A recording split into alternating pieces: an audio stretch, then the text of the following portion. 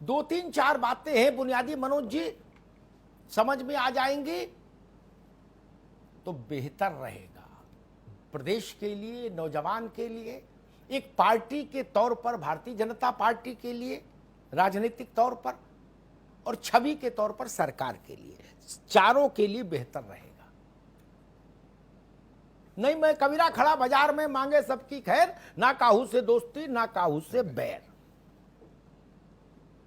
जिन्होंने मान ली सलाहें उनसे जाके पूछिए, वो आज भी कहते हैं हाँ लाभ हुआ। जिन्होंने नहीं मानी उनसे भी जाके पूछिए, लखनऊ में ये सब, वो कहते हैं मान लिए होते तो लाभ होता।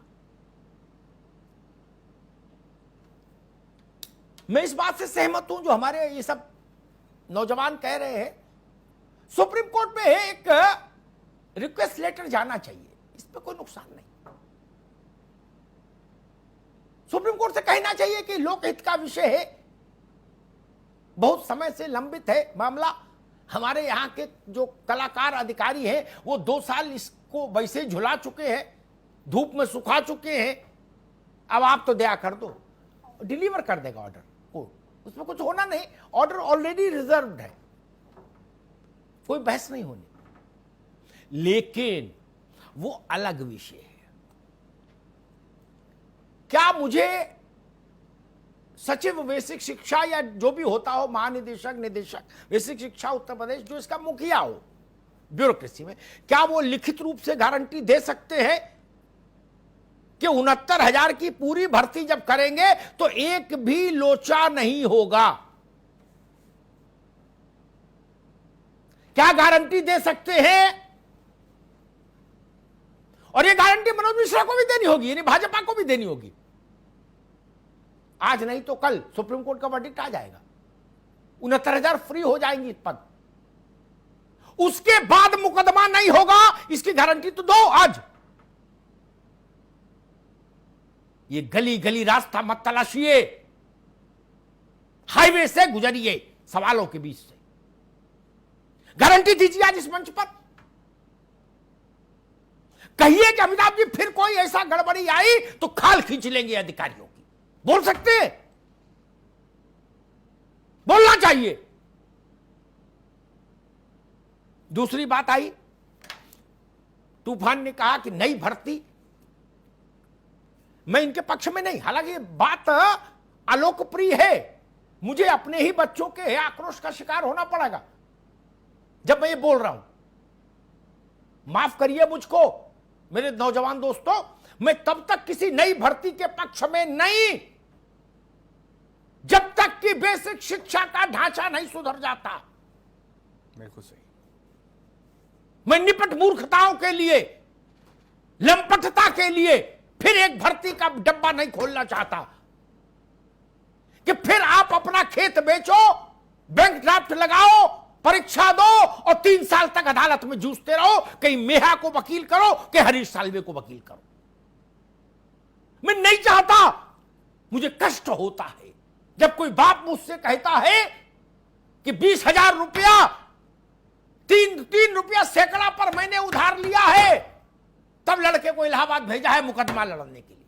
मैं जानता हूं, मैं राजनीतिक दलों के कार्यकर्ताओं को प्रणाम निवेदित करता हूं दूर से, वो जन की पीड़ा नहीं जान पा रहे, लोक मन की पीड़ा नहीं जान पा रहे, कहां है, कहां रहते हैं, क्या उनका कोई दूसरा लोक है? क्या राजनीतिक दलों के लिए कोई दूसरी जनता है और अमिताभ अग्निहोत्री के लिए दूसरी जनता है? क्या आप लोग इस जनता को तो नहीं देख रहे?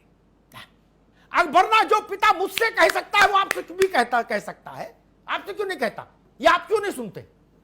बैल बिक गया मित्र, अम्मा ने खड़ुआ बेच दिया, पायल बेच दी, मोतियाबिंद का ऑपरेशन टाल दिया कि मेहा की फीस देनी है। मेहा प्रतीक बोल रहा हूं, वकील, छोटी बात है क्या? ये कारपोरेट हाउस है क्या, मुकदमा लड़ते रहेंगे? छाती फटती है। मैं कतई सहमत नहीं हो सकता कि नई भर्ती 5 लाख भर्ती और निकाल दो, नहीं, मत निकालिए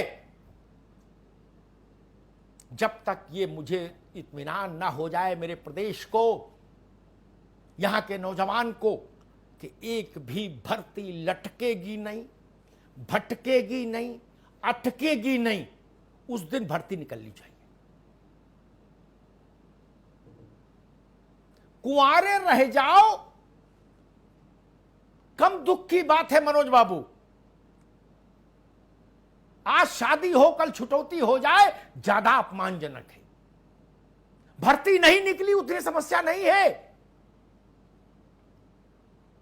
भर्ती निकल कर 2 साल जूझते रहो, ज्यादा अपमानजनक है। मुझसे बच्चे कहते कि मोहल्ले में लोग चिढ़ाते हैं, तंज करते हैं, नाते रिश्तेदार। बहुत सारे नौजवान मुझसे कहते हैं कि अमिताभ जी मेरा मन कर रहा है मैं आत्महत्या कर लूं। मैं उनको रोकता हूं, मैं कहता हूं कोई अंधेरा इतना बड़ा नहीं जिसके लिए कोई सुबह तय नहीं हो। लेकिन मैं जानता हूं ये बात जब मैं बोलता हूं तो मैं भी बहुत कन्विक्शन के साथ नहीं बोलता हूं, सिर्फ उनको समझाने के लिए बोल देता हूं। अंदर से मैं भी मुतमईन नहीं होता, क्योंकि मेरे भी आंखें पथरा गई वो सुबह देखने के लिए। सारे लोग बेसिक शिक्षा के अधिकारी इकट्ठे चले संगम में और डुबकी मार के बोले कि भाई साहब हमारी गलती नहीं, मैं नहीं मान सकता ना। भूत प्रेतों ने बनाई लिस्ट, एलियंस ने बनाई, सामने वाले को मूर्ख समझते हैं क्या? नहीं, राजदंड चलना चाहिए। राजदंड किस समय के लिए है? इसे ऐसे ही समयों के लिए हमने लोकतंत्र में भी राजदंड की व्यवस्था की थी कि शासन का दंड होना चाहिए, उसका एक भय होना चाहिए, एक इकबाल होना चाहिए। एक बार की बात गलती मानी जाती है, बार बार करे तो अपराध होता है, अपराध।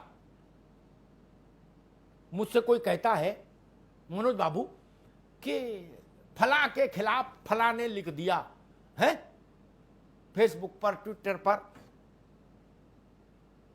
वो छोट कानूनन अपराध है, ठीक है। लेकिन अगर आप मुझसे पूछे कि सबसे बड़ा अपराध क्या है, मुझसे कोई पूछे राष्ट्रद्रोह क्या है, कानूनी परिभाषा में नहीं बोल रहा हूं, मैं अपने हृदय की परिभाषा बता रहा हूं, तो मैं कहूंगा राष्ट्रद्रोह वो है जो नौजवान के सपनों को तोड़ दे। राष्ट्रद्रोह वो है जो गली में घूमने वाली, चहकने वाली किसी गुड़िया को किसी नरभक्षी के सामने फेंक दे। राष्ट्रद्रोह वो है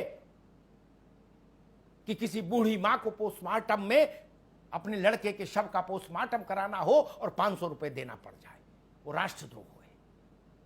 मेरे लिए वो रिश्वत नहीं है, केवल वो हिंदुस्तान के साथ द्रोह है। कश्मीर से कन्याकुमारी, असम से गुजरात तक कहीं हो मित्र, बिल्कुल। मैं क्या कर सकता हूं? मैं इन तमाम लाखों साथियों की आंख के नीचे अपनी हथेली लगा सकता हूं, आप नेताओं की तो नहीं लगवा सकता। कि इनकी आंख से आंसू गिरे तो मेरी हथेली पर गिरे। न्याय होना चाहिए, न्याय होते दिखना चाहिए। अगर सब, मनोज बाबू, अगर सब काम हाई कोर्ट को ही करना है तो मेरी तरफ से एक विचित्र सुझाव भी लेते जाइए, कभी चकल्लस में ही रख दीजिएगा, बड़े लोगों से सब मिले। हाई कोर्ट में कुछ क्लर्कियल स्टाफ बढ़ा दो, बेसिक शिक्षा बंद कर दो, सब उन्हीं से कराओ, क्या दिक्कत है? यहां का खर्चा तो बचे, मेरे टैक्स का पैसा है भाई, खेत बेच के थोड़ी ना दे रहे हो तनख्वाह आप। नहीं, 5-6 रजिस्ट्रार बाबू क्लर्क और भर्ती कर दो वहां, रजिस्ट्रार बाबू यूपी में, हाई कोर्ट में, इलाहाबाद में। क्या ये डायरेक्टर और महानिदेशक और बेसिक शिक्षा सचिव और अनुसचिव कौन कौन है, सैकड़ों हजारों जो वहां बैठे हैं, इनको सबको बीआरएस दो। अगर जमे तो ये भी कर दीजिएगा, ये भी अच्छा रहेगा, दुनिया में एक नजीर बन जाएगी। धन्यवाद।